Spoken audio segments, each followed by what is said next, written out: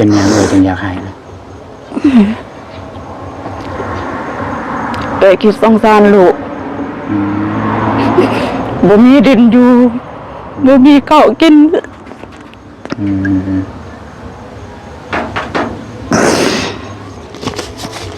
เอาเงินนี่เสียยาให้หลานหน่อยอันเด้อ ขอบใจบ่าวตูนเด้อบ่าวตูนมีสุขภาพแข็งแรงเด้อไม่ให้เจ็บไม่ให้จนความหวังและความฝันสูงสุดของเอื้อยไปรับจ้างเนี่ยหลักๆเลยเพื่อหยังอยากรู้เพื่อลูก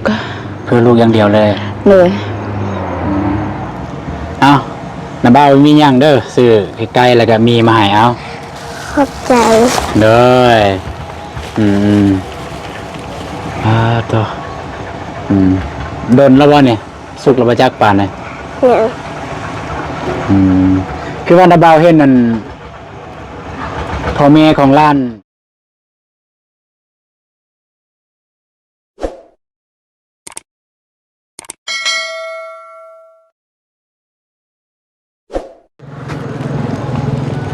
เอามาเปิดภาพที่บ้านน้องสุรัตน์พี่น้องเลยบาตูนกับพาเบาเจ็บเพิ่นมาพาเบาเจ็บเพิ่นมาหาน้องไม้หรือว่าน้องน้อยสองน้องแต่ว่าบาตูนเห็นแวบๆคือว่าพ่อแม่ของน้องสุรัตน์มาบ้านพี่น้องเลยก็เลยว่าสิเข้าไปทักทายนิดนึงพี่น้องเลยเนาะเนาะกับทักทายสวัสดีแล้วก็สวัสดีพ่อแม่พี่น้องหมดสุคนยินดีต้อนรับช่องอาตูนชาแนลเส้นเก่าเส้นเคยพี่น้องเนาะไปพี่น้องเลยไปหาน้องสุรัตน์แล้วก็สิไปทักถามทางพ่อแม่น้องเพิ่นเพราะว่าบ่ตูนก็เห็นแวบๆพ่อแม่น้องเพิ่นอยู่ในเฮือนก็ถือว่าเป็นครั้งแรกเลยได้เห็นพ่อแม่น้องสุรัตน์เพิ่นแล้วก็จะได้ทักถามเป็นจังได๋มาจังได๋พี่น้องเนาะมานำกันกับบ่าวเจ็บหรือใส่หมวกเพิ่นออกหนาวพุ่นคนรอนี่ไปยืนลัดหน้าพุ่นทางหน้าเลย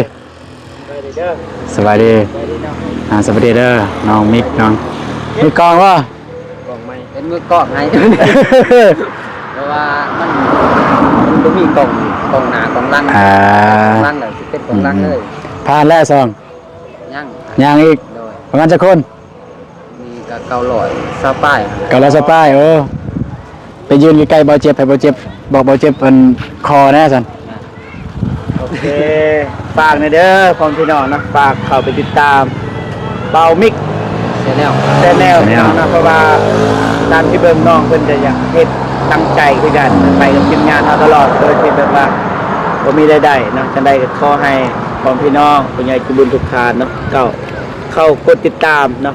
แป๊กบาทนึงคนแป๊กบ่ใหม่มั้ยบาทนึงเอาบ่ใหม่อีกบ่ได้ยินปานใด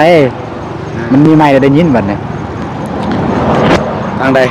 โอเคพ่อพี่น้องเนาะมีแต่ว่าฝากน้องมิกแชนแนลให้พ่อพี่น้องหรือว่า FC ผู้ใหญ่ใจบุญทุกทานเนาะกดเข้าติดตามคนละปักประมาณ100 คนน่าจะผ่านกดแล้ว100 คนผ่านแล้วเพราะว่าตั้งใจน้องเพิ่นตั้งใจนะตั้งใจคือกันคล้ายๆคือทีมงานพอปันกันแต่ว่าน้องเพิ่นบ่ทันมีรายได้ช่วงนี้ก็คือฮู้และสภาพครอบครัวนี่ก็ได้นะไม่แต่ว่าให้กำลังใจเด้อสู้ๆหวังว่า 1,000 Subscribe อีก2 วันน่าจะผ่านเนาะสาธุโอเคจะได้แล้วถ่ายทำแล้วเห็นน้องเพิ่นขุดก็เลยขุดซอยขุดดินบ่แม่ขุดนานพักเพราะว่ามื้อนี่เฮาว่างเฮาสิซื้อตะไคร้มาให้บ่ให้ไปตัดหลัก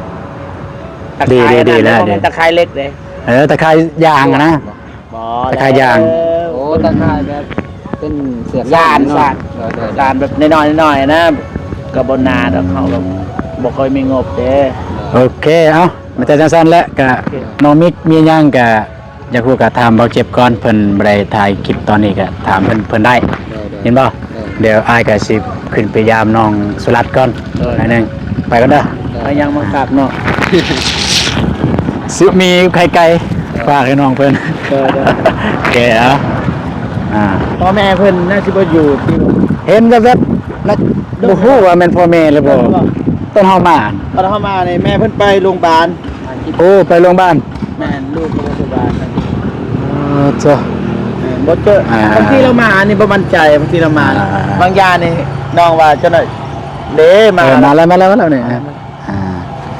ไป แม่นว่าเนี่ย แม่นบ่แม่นที่หนอง แม่นว่า อ๋อแม่แล้ว แม่เล่า โอเคเอาไปหาน้องเพิ่นก่อนแล้วจะได้ละสินั่นแม่เพิ่นมาคุยนำจังหน่อยก็เฮือนซานบ้านซ่องประมาณนี้พี่น้องเนาะตามที่บ่ตูนเคยอัปเดตให้เบิ่งคลิปที่แล้วพี่น้องเอ้ยสำหรับเฮือนน้องเพิ่นเฮือนน้องสุรัตน์ตอนนี้น้องอยู่เฮือนแล้วไปหาน้องเพิ่นเลยพี่น้องเอ้ย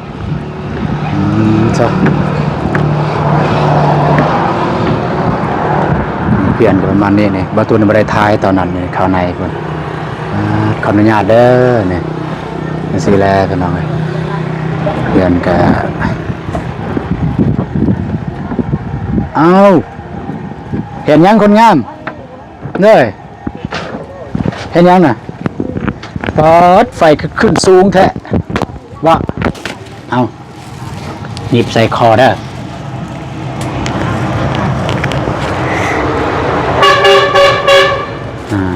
มืด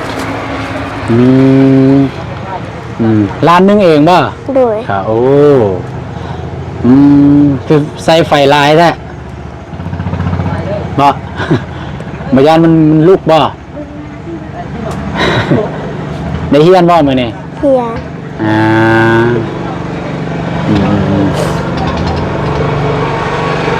คิดว่าสิเฮ็ดหยังกินมื้อแรงนะ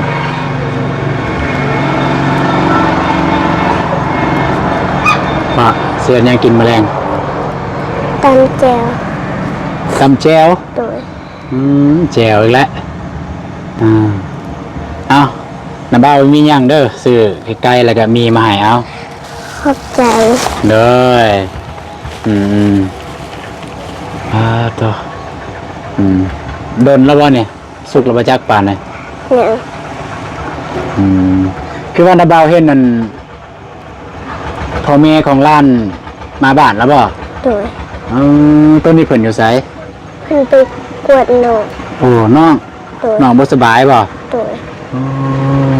เดี๋ยวคือว่าเห็นอยู่ลุมนี่แม่นบ่เมื่อกี้นี่ก็ว่ามีผู้หญิงเพิ่นอุ้มลูกน้อย แม่นแม่ของร้านบ่ แม่ ไปเอิ้นเพิ่นมาคุยนำได้บ่ บ่เคยเป็นดูใส่ อยู่พุ่นแหละไปย่างไปเบิ่งไปเฮ้ยระวังเด้อหลานเด้อเพื่อนน้องเพิ่นพี่น้องเลยเพิ่นมาแล้วบ่อยู่นี่สบายดีเด้อแต่ให้เอิ้นได้เอิ้นเอื้อยบ่ทายได้บ่ทายได้บ่ จากแล้วเอาทำบ้าแล้ว บอสทำเอื้อยให้ถ่ายบ่ เดี๋ยวเขากองไป บ่อยากเข้ากล้องอายบ่บ่เป็นหยังบ่เป็นหยังเอาไปเข้าในบ่เป็นหยังพูดเลยได้น้องสลัดเฮามาอยู่นี่มันมีไผเบิ่งโอ้เพิ่นเป็นหยังนั่น ใคร โอ้ ใครลายมือแล้วก็เลย จากมืออะไรบ่สบายอัน 3-4มืออะไร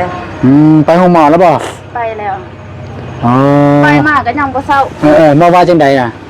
จักกลัวคออภิราช เนาะ ไขวัด อันนี้คือแม่ของน้องสุรัตน์เนาะ เลย ขออนุญาตถามมันจักปีแหละพอได้สิเอิ้นถูก 31-32 ปีแล้ว 30-32ถือว่าเป็นเอื้อยของบอตูน เลย ขออนุญาตถามชื่อว่าจังไหนเด้ ซื่อสา ชื่อสาเนาะ เลย เอื้อยสาเป็นน้องก็คือแม่ของน้องสุรัตน์คือว่ามาคนเดียวบ่ มากับพ่อพัฒนาพ่อเป็นอันนี้เตโตะ ไปเล่นกีฬา เลย แต่ว่าลูกคนบ่สบายนี่ มาลูกบ่สบาย ที่มาบ้านนี่ย้อนว่าลูกบ่สบายบ่จึงมาบ้านอ๋อเนาะแต่ว่าเบาตูนเองก็ได้ถามน้องสุรัตน์ว่าพ่อแม่ไปไสคือว่าบ่เห็นอยู่บ้านน้องเพิ่นว่าพ่อแม่ไปรับจ้างว่าซั่น เลยแม่ โดยไปรับจ้างอยู่ไสเด้ ไปรับตังอยู่กองตูนไปแก้กาแฟ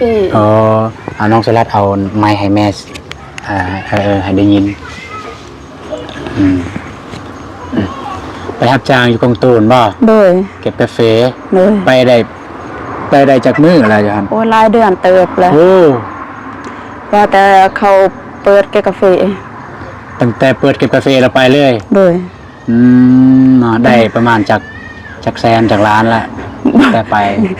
เงินนั้นได้อยู่แต่อาม่าซื้อข้าวให้ลูกกินอยู่เฮือน กับประมาทเนาะ โดย กับพอได้อยู่แต่ว่า ก็ได้อยู่มื้อหนึง3-4แสน2 คน 2 คน 3-4 แสนเนาะ โดย เก็บทุกมื้อบ่แล้วว่า ทุกมื้อ เนาะคันเก็บทุกมื้อสมมุติว่าในเดือนหนึงแล้วได้ 3-4 แสนเลยใครแน่แต่ว่าก็บ่ได้คือกันเลยคิดว่า บางมื้อก็ได้บางมื้อก็ได้แสนป้ายก็มี มันก็บ่ได้คู่มื้อเพราะว่ากาแฟมันบ่หลาย มันแล้วแต่ว่ากาแฟมันมากหรือบ่มาก โดย เข้าใจอยู่บ่ตุนก็เคยเก็บกาแฟ โดย เข้าใจอยู่เนาะต่อมาสุดก่อนนี่บ่เห็นเห็นแต่น้องสุรัตน์กับปันย่าเพิ่น โดย ย่าบ่แม่นแหละย่าเนาะอยู่กับย่าแล้วก็กับหลานน้อยนี่ โดย แต่วันนี้บ่สบาย ย่าเบิ่งเด้บัดนี้เอื้อยก็ไปหาเก็บ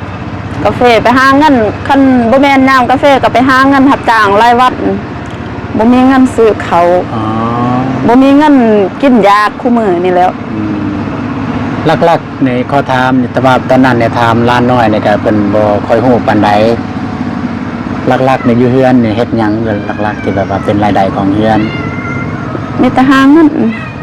นั่นแหละหาเงิน หาเงินรับจ้าง แต่รับจ้าง รับ เนาะ จ้างรายวัน รับจ้างรายวัน โดย อยู่บ้านนี่ก็รับจ้างบ่ โดย อืม อยู่บ้านก็รับจ้างรายวันไปรับจ้างเขา รับจ้างอยู่บ้านนี่เฮ็ดเวียกประเภทแบบใดเนี่ย บางมื้อก็คือแต่ละเทื่อเกี่ยวเขาว อ๋อ ดำนา อ๋อ เสียหญ้ามันปลูกมันเองตามงาน ถือว่าเฮ็ดทุกแนวเลย โดย ขอแต่หมู่จ้าง โดย อืม คันบ่ไปก็บ่มีเงินใช้บ่มีเงินกิน แล้วอัน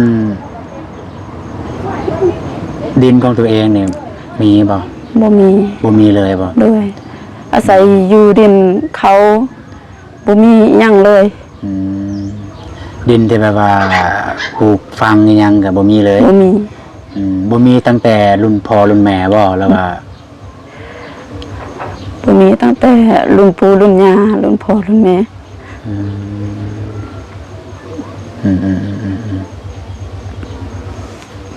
เอา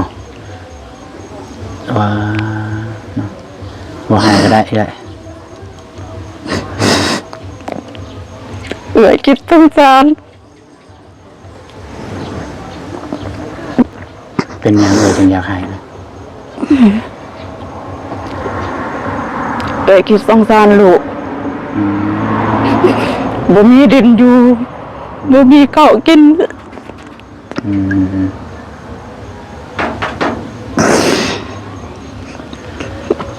มเนาะ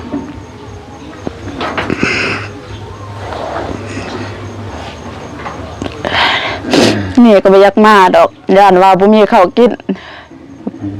บัดนี้น้องสุรัตน์โทรมาว่าน้องไข้มาก็บ่ได้เงินกาแฟก็อยากเบิดแน่ละเดี๋ยวนี้ เพิ่นให้นาใดเก็บกาแฟน ให้เป็นโลนึง ให้เป็นโลบ่ 2,500เลย แต่ว่าก็กินยากนี่ตัวเองแน่นอนคุมตัวเองเนี่ย โดยซื้อเอา เนาะก็ถาม ซื้อเขากิโลกิน เข้ากิโลบ่ โดย ตอนไปรับจ้างนั่นเนี่ยคือปะลูกแล้วก็ปะมีแม่เฒ่าผู้หนึงอยู่บ้านเนี่ย โดย ถามเนี่ยเป็นห่วงบ่ เป็นห่วง เป็นห่วงลูกบ่อยากปะลูก แต่มันการจำเป็น แล้วเป็นหยังคือบ่เอาลูกไปนำซั่น บ่มีคนเบิ่งติอยู่หั่นเพราะว่าไปอยู่สวนก็บ่ได้นอนแบบว่าคืออยู่เฮือนนอนแถวขี้ดินขี้หญ้า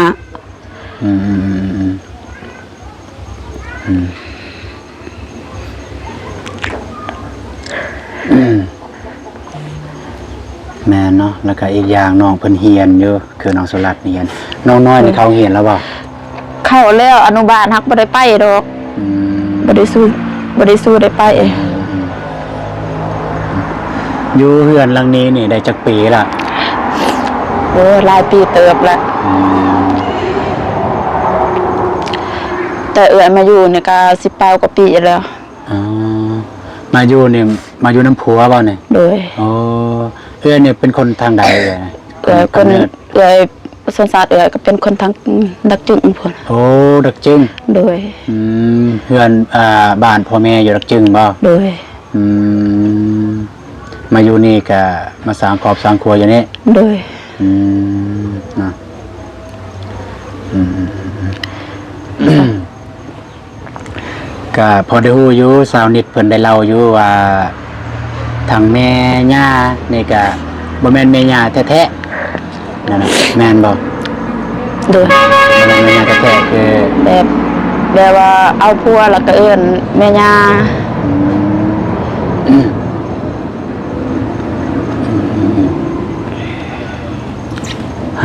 วันนี้ทางย่าเองก็บ่ได้มีผัวมาอยู่นำร้านบัดนี้ร้านก็บ่มีอิหยัง ก็คือย่าเนี่ยคล้ายๆคือย่าเนี่ย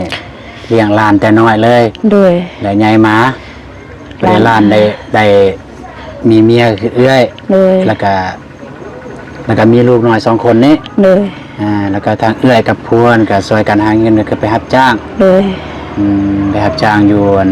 คุมตูน แม่น เก็บกาแฟก็ทางเอื้อยเพิ่นว่าก็บ่ได้ประมาทก็พอได้อยู่เงินอยู่หั่นแต่ว่าเรื่องภาระครอบครัวมีหลาย แม่ เสียค่าน้ำค่าไฟเสียค่าอยู่ค่ายาเสียค่ากินค่ายาอยู่เฮือนอยู่ซานเสียค่าลูกเรียนจังซี่ก็คือน้องน้อยนี่ก็เรียนพอแล้วล่ะป .4 บ่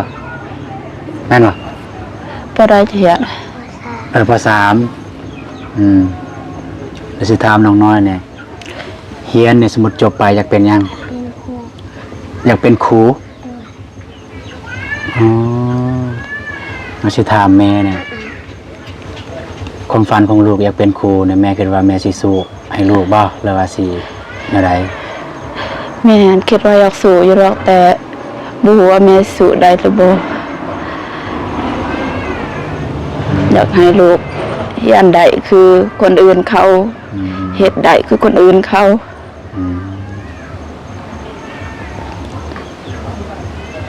เป็นหยังอยากเป็นครูบ่น้องสลัดบ่ฮู้เลย แต่อยากเป็นครูอ่าเห็นเอื้อยครูเพิ่นสอนแล้วอยากเป็นซั่นบ่มาตั้งใจเด้อตั้งใจเรียนเด้อเรียนให้จบพี่น้องเนาะก็ความฝันนี่บ่ได้ทำให้ภัยง่ายๆดอกเพียงแต่ว่าเฮาสู้แล้วก็ไปให้ถึงฟังฟันไว้สูงๆก็ได้ไปฮอดสำใดก็เอาสำนั้นมามื้อนี้บ่เอ้ย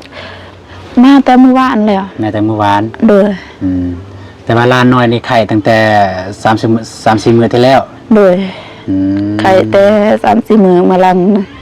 แต่ยังทันได้นักคิดว่าเพราะว่าเฮามามื้อนั้นนี่ก็น้องเพิ่นยังดีๆอยู่ โดยน้องสลับกันโต5 โมงเมื่อวานนี่ก็เลยมาเลยมาก็ไปโรงหมอวานนี่แพทย์เพิ่นก็กวดเบิ่งแล้วก็ส่งน้ำ เพิ่นว่าเป็นไข่ธรรมดาบ่หรือว่ามีไข่แนวอื่น แพทย์เพิ่นกลัวท่านว่าไข้หวัดแล้วก็เจ็บคอแดง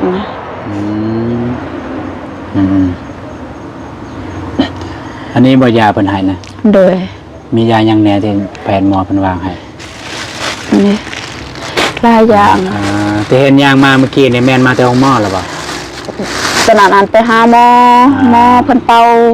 มาดู โดยไว้ซาหมอเพิ่นเป่าน้ำ พี่น้องยาที่เพิ่นวางให้ตอนนี้เสียเงินบ่ยานี่ เสีย เท่าใดเบิดน่ะ 160,000 เงินก่อน พอดีเงินเกี่ยวกาแฟพอดีเบิด เงินเกี่ยวกับกาแฟแล้วเนาะ เลย ใส่อยู่นี่ เงินเกี่ยวกาแฟพอดีมาปัวน้องเพิ่น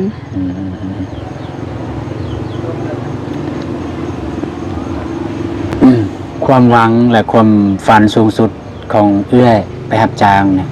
หลักๆเลยเพื่อหยังอยากรู้ เพื่อลูก เพื่อลูกอย่างเดียวเลย เลยอยากให้ลูกมีชีวิตที่ดีคือคนอื่นเขา แล้วอัน ก็ถามเนี่ยอยู่เฮือนเนี่ยได้เฮ็ดนาบ่ บ่ บ่มีเลย บ่มีหยังเลย บ่มีเลยเนาะ เลย อืม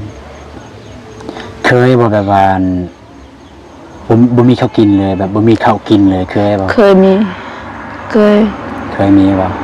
เคยอดข้าวมันจากมื้อ คือเอื้อยหันบางเทื่อก็อดหลายมื้อเพราะว่าบ่มียามบ่มีข้าวกินก็ไปขอเขามาให้ลูก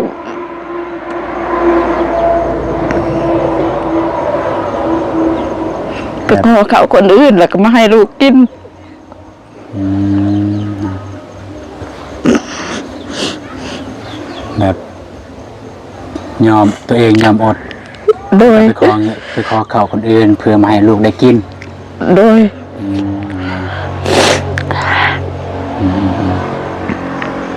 ใช่ง่ายกับในชีวิตนี้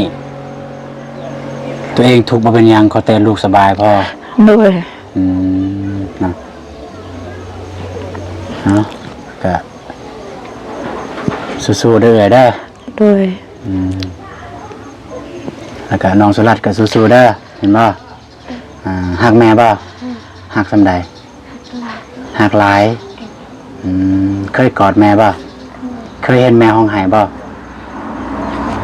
เคยแม่ไห้ย้อนหยังตะกี้ตอนหลานเห็นบ่ฮู้เลย เคยรักไห้แบบบ่ให้ลูกเห็นบ่ เคย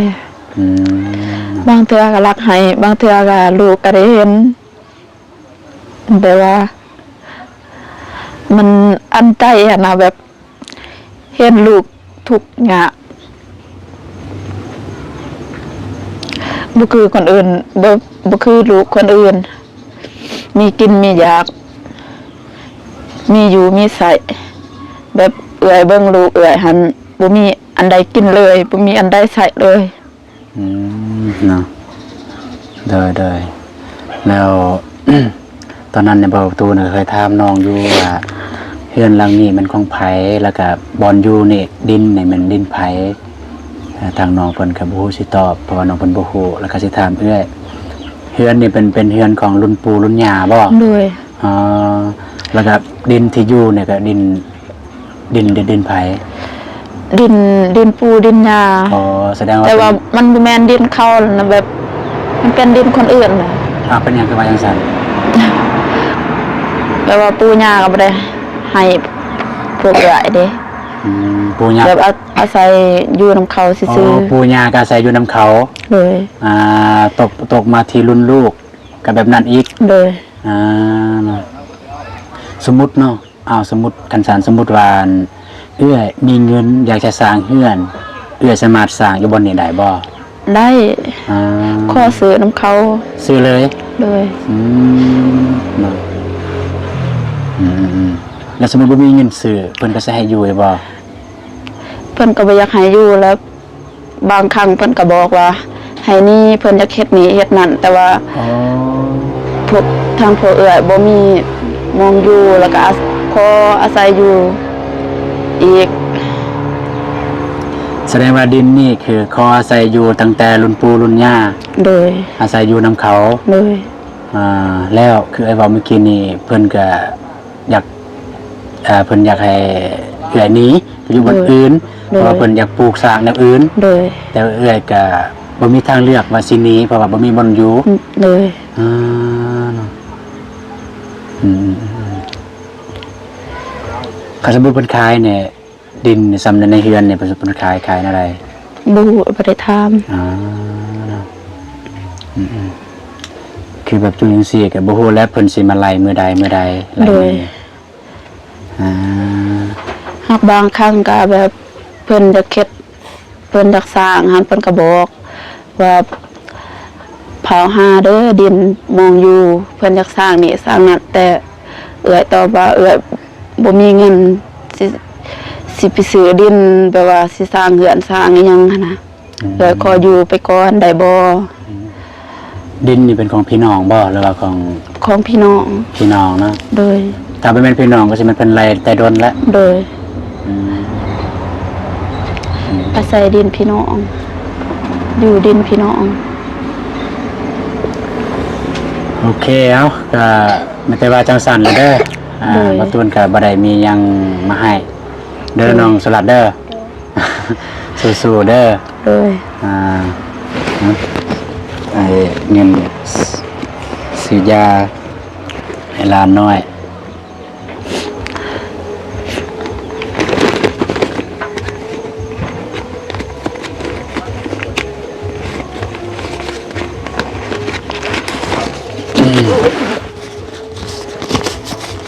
เอาเงินนี่ซื้อยาให้หลานน้อยอันเด้อ ขอบใจ โอ้ย ขอบใจบ่าวตูนเด้อบ่าวตูนมีสุขภาพแข็งแรงเด้อ เด้อเด้อ ไม่ให้เจ็บไม่ให้จน เด้อเด้อ เฮ็ดอันใดก็ให้ลาบให้เลื่อนทุกๆประการ สู้ๆเด้อเอ้ยเด้อ โดย เอ้ยใจ สู้ๆเด้อหลานน้อยเด้อ เห็นแม่ให้อยาจะให้น้ำได้จะได้แม่จะให้ตื่มอีกโอเคกลับก่อนเด้อ เหนื่อย เอาไม่ดับเบาไม่บอจูนโอเคตอนนี้ยังก็สิมาเยี่ยมยามใหม่เด้อสู้ๆสู้ๆเด้อหลานน้อยเด้อ เพิ่นบ่มีแหงเลยสิเบิ่ง เห็นบ่สบาย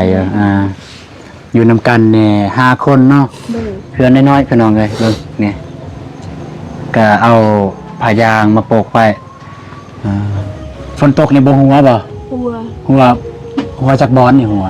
มองนี่ก็หัวมองพวกเอ๋ยนอน อ่า มองบอลพวกเอ๋ยก็หัว ก็ซ้ำบ่หัวเบิดเลย โดย อ๋อ เอาอันนั้น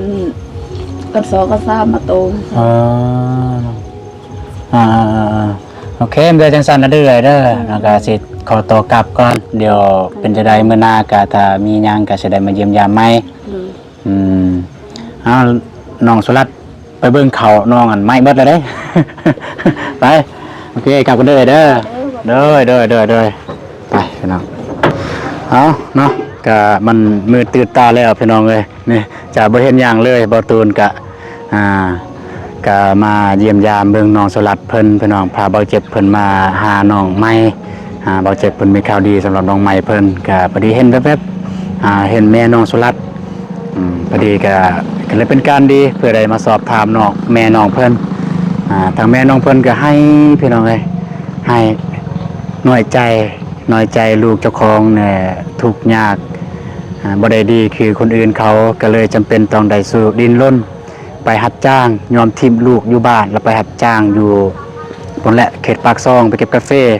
ทางแม่น้องเพิ่นบ่ตูนก็อดใจบ่ได้แห่งลูกหลาเพิ่นก็บ่สบายก็จกเงินเจ้าของให้100,000 กีบพี่น้อง100,000 กีบก็มีแต่ว่าคลิปนี้ก็บ่ได้มีหยังหลายพี่น้องเนาะก็จะได้ก็ต้องขอบอกขอบใจผู้ใหญ่ใจบุญทุกท่านที่ตามมาชมคลิปกับบ่ตูนตั้งแต่ต้นคลิปจนจบคลิปจะได้ก็ขอให้ทุกท่านจงอยู่เย็นเป็นสุขกายสุขใจสุขภาพแข็งแรงอายุมั่นคนยืนปรารถนาสิ่งใดขอได้สิ่งนั้นเด้อดังสมการปรารถนาเอาพอกันใหม่สำหรับคลิปนี้บ่ตูนขอกล่าวคำว่าสบายดีเด้อพี่น้องเอ้ยถ้ามีหยังบ่ตูนก็สิได้มาหาอีกถ้ามีข่าวดีหยังถ้ามีผู้ใดอยากจะว่าอยากจะซอยเรือทางน้องเพิ่นผู้ละเล็กผู้ละน้อย10 20,000 กีบหรือว่า10 20 บาทก็ยังดีพี่น้องก็บ่ตูนยินดีที่จะเป็นสะพานบุญให้พี่น้องเนาะโอเคพอๆกันใหม่ไปแล้วพี่น้องเอ้ยไป